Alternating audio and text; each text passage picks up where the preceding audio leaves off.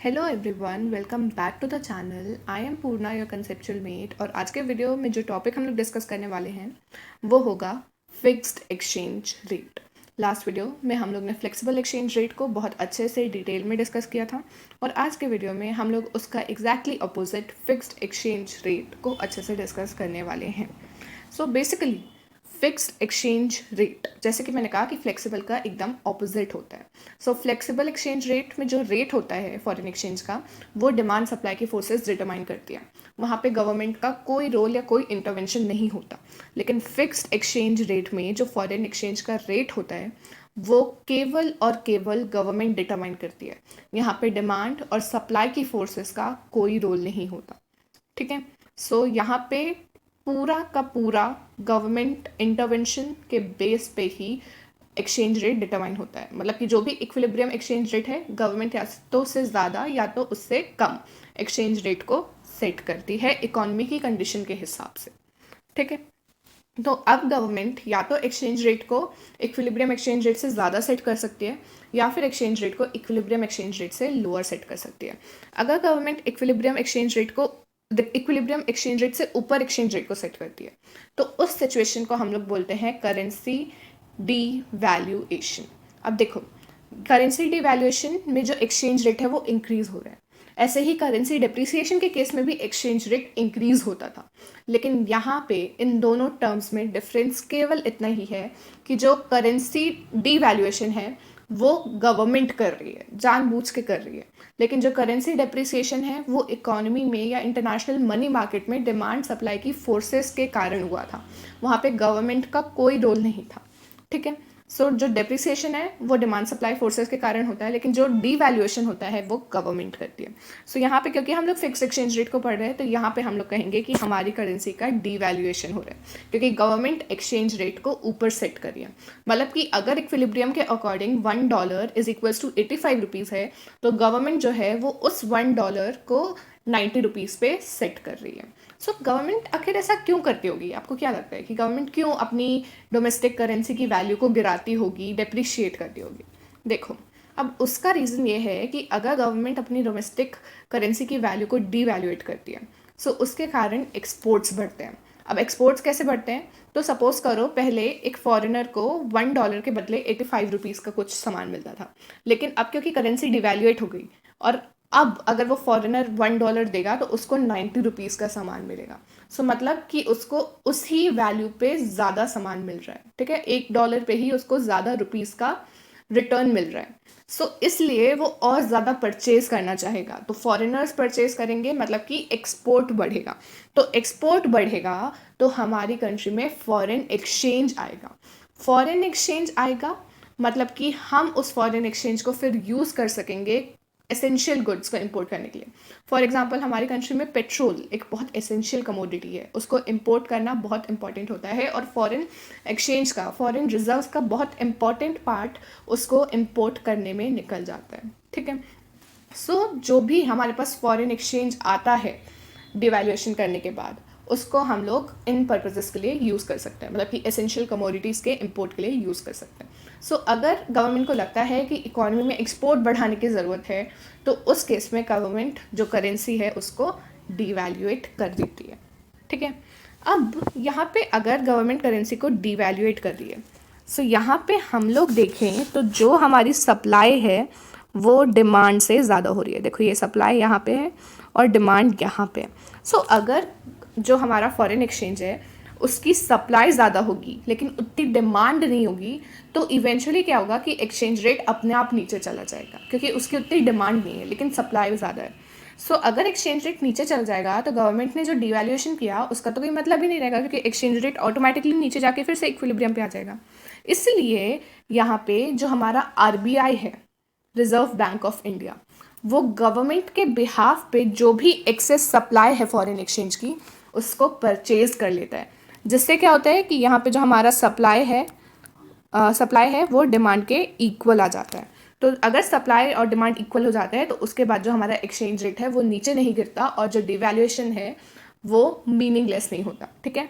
सो devaluation के case में RBI foreign exchange को परचेज कर लेता है जिससे कि इकोनॉमी में जो डिसीज़न लिया है वो मीनिंगलेस नहीं होता, उसका इफ़ेक्ट कायम रहता है। ठीक है, उसके बाद अब हम लोग देखते हैं कि अगर हम लोग एक्सचेंज रेट को इक्विलिब्रियम एक्सचेंज रेट से नीचे सेट करते हैं तो उससे क्या होता है। सो बेसिकली यहाँ पे एक्सचेंज रेट गिर रहा है। सो इस सिचुएशन को हम लोग बोलते हैं करेंसी रीवैल्यूएशन। अब ये जो करेंसी रीवैल्यूएशन है ये भी करेंसी अप्रिसिएशन से सिमिलर है। यहाँ पे भी केवल वही डिफरेंस है जो डेप्रिसिएशन और डीवैल्यूएशन में था। यहाँ पे अप्रिसिएशन जो है वो डिमांड सप्लाई की फोर्सेस के कारण होता है, वहाँ पे गवर्नमेंट का कोई इंटरवेंशन नहीं होता। लेकिन ये जो हम लोग का रीवैल्यूएशन है ये टोटल गवर्नमेंट के इंटरवेंशन के कारण ही होता है। गवर्नमेंट ही एक्सचेंज रेट को नीचे फिक्स करती है जिसके कारण रीवैल्यूएशन होता है। सो अगर हम लोग फिक्स्ड एक्सचेंज रेट की बात कर रहे होंगे तो हम लोग करेंसी अप्रिसिएशन नहीं बोलेंगे, हम लोग करेंसी रीवैल्यूएशन बोलेंगे। ठीक है, सो अगर गवर्नमेंट एक्सचेंज रेट को नीचे सेट करती है सो वो हो जाता है हम लोग का करेंसी रीवैल्यूएशन वाला सिनेरियो। उसके बाद यहाँ पे हम लोग देखें तो जो हमारी यहाँ पे डिमांड है वो सप्लाई से ज़्यादा है। ये देखो, ये हम लोग यहाँ पे ये डिमांड है और ये सप्लाई है। तो यहाँ पे डिमांड जो है वो सप्लाई के कंपैरिजन में ज़्यादा है। सो यहाँ पे क्या होगा कि अगर सप्लाई कम होगी फॉरेन एक्सचेंज की और डिमांड ज़्यादा होगी तो इससे क्या होगा कि जो फॉरेन करेंसी है उसका प्राइस इंक्रीज हो जाएगा। अब अगर प्राइस इंक्रीज होगा मतलब कि फॉरेन एक्सचेंज रेट इंक्रीज होगा तो उससे जो हमारा ये नया एक्सचेंज रेट हम लोग ने डिटरमाइन किया है, गवर्नमेंट ने डिटरमाइन किया है, वो वापस से बढ़ के इक्विलिब्रियम पे चला जाएगा और ये रीवैल्यूएशन का कोई मतलब नहीं निकलेगा। इसलिए यहाँ पे आरबीआई क्या करता है कि अपने फॉरेन एक्सचेंज रिजर्व्स में से कुछ फॉरेन करेंसी को या कुछ फॉरेन एक्सचेंज को सेल कर देता है जिससे कि जो हमारी सप्लाई है वो फिर से डिमांड के इक्वल आ जाती है। तो अगर सप्लाई और डिमांड इक्वल हो जाते हैं तो उसके बाद जो हमारा एक्सचेंज रेट है वो इंक्रीज़ नहीं करता, जो गवर्नमेंट ने सेट किया है उसी पर रहता है। ठीक है, सो अगर गवर्नमेंट एक्सचेंज रेट को इक्विलिब्रियम एक्सचेंज रेट से कम सेट करती है तो उस केस में आरबीआई फॉरेन एक्सचेंज को सेल कर देता है या फिर उसको इकोनॉमी में सप्लाई कर देता है। और अगर गवर्नमेंट फॉरेन एक्सचेंज रेट को इक्विलिब्रियम एक्सचेंज रेट से हाई सेट करती है तो उस केस में आरबीआई फॉरेन एक्सचेंज को खरीद लेता है इकोनॉमी में से। ठीक है, सो ये था हम लोग का पूरा फिक्स्ड एक्सचेंज रेट का एक बेसिक सिनेरियो कि अगर फिक्स्ड एक्सचेंज रेट को गवर्नमेंट ने ऊपर सेट किया या नीचे सेट किया तो उसका क्या इम्पैक्ट होता है।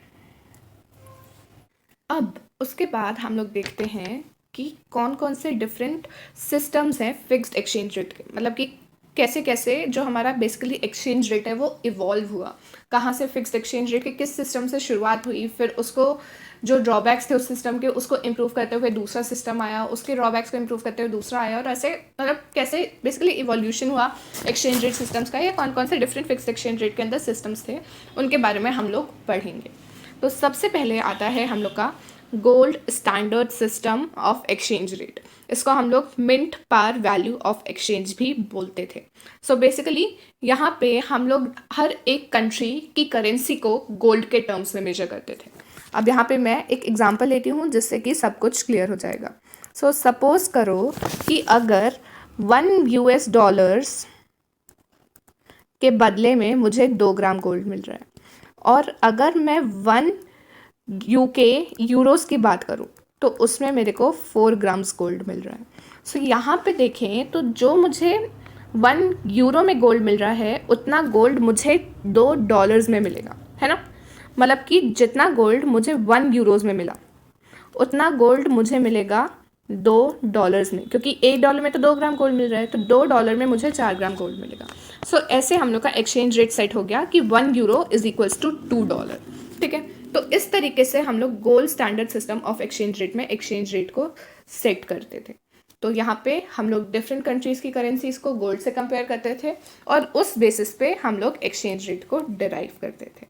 ठीक है, उसके बाद हम लोग का नेक्स्ट आता है Bretton Woods system of exchange rate.